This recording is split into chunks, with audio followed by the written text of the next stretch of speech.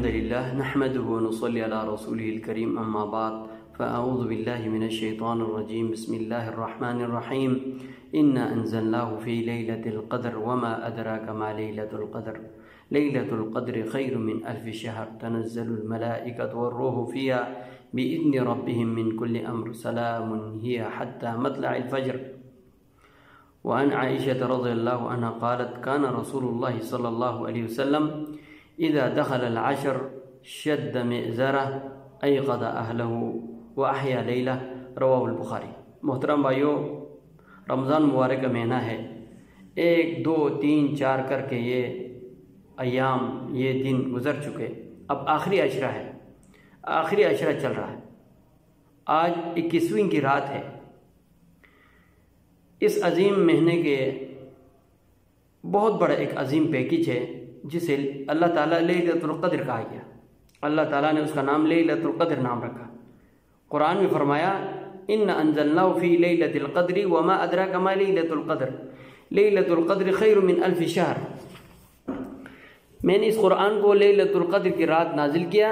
تمہیں کیا پتہ کہ لیلۃ القدر کیا ہے؟ لیلۃ القدر تو 1000 مہینوں سے بہتر ہے. یعنی لیلۃ القدر ایک رات یعنی قدر کی رات 1000 مہینوں سے بہتر ہے. اور اللہ کے پیارے نبی علیہ الصلوۃ والسلام فرماتے ہیں، حضرت عائشہ فرماتی ہے کان رسول اللہ صلی اللہ علیہ وسلم اذا دخل العشر شد مئزرہ. جب آخری عشرہ داخل ہوتے تھے پیارے نبی علیہ الصلوۃ والسلام اپنا کمر کس لیتے تھے، یعنی ہمت باندھتے تھے. ایقظ اہلہ، اپنے گھر والوں کو بھی جگاتے تھے. وأحیا لیلہ، پورا رات جاگتے تھے ذکر و اذکار میں، قرآن پاک کی تلاوت میں. تو محترم بھائیو، یہ راتیں بار بار نہیں آتی. سال میں ایک رات ہے جسے اللہ تعالیٰ نے اتنی فضیلت دی ہے، تو ہمیں اس کو ضائع نہیں ہونا دینا. بہت سے لوگ گلی کوچوں میں گھومتے رہتے ہیں، رات جاگ رہا ہے. یہ کوئی رات جاگنا نہیں ہے.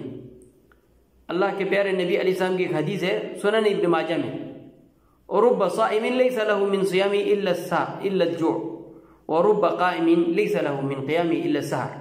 بہت سے ایسے روزہ دار ہیں، روزہ رکھا ہوا ہے، بس حلال چیز سے رکا ہوا ہے، سارا حرام چیز کرتے ہیں، غیبت کرتے ہیں، چغلی کرتے ہیں، حرام کماتے ہیں.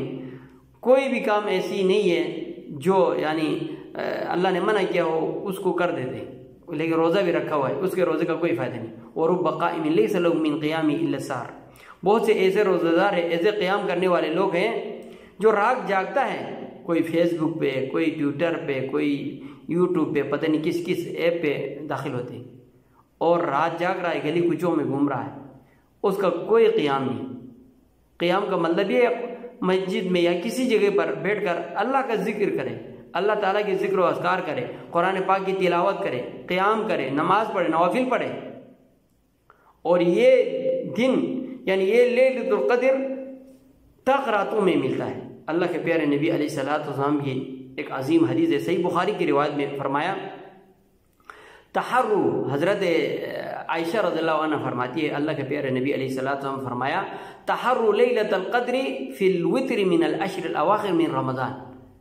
تم تلاش کرو، جستجو کرو، ڈھونڈو لیلۃ القدر کی راتوں کو ان طاق راتوں میں، اور رمضان مبارک کے طاق راتوں میں، آخری عشرہ کے طاق راتوں میں لیلۃ القدر کو ڈھونڈو. تو ہمیں آج کا مبارک دن بھی ہے، رات بھی ہے، اور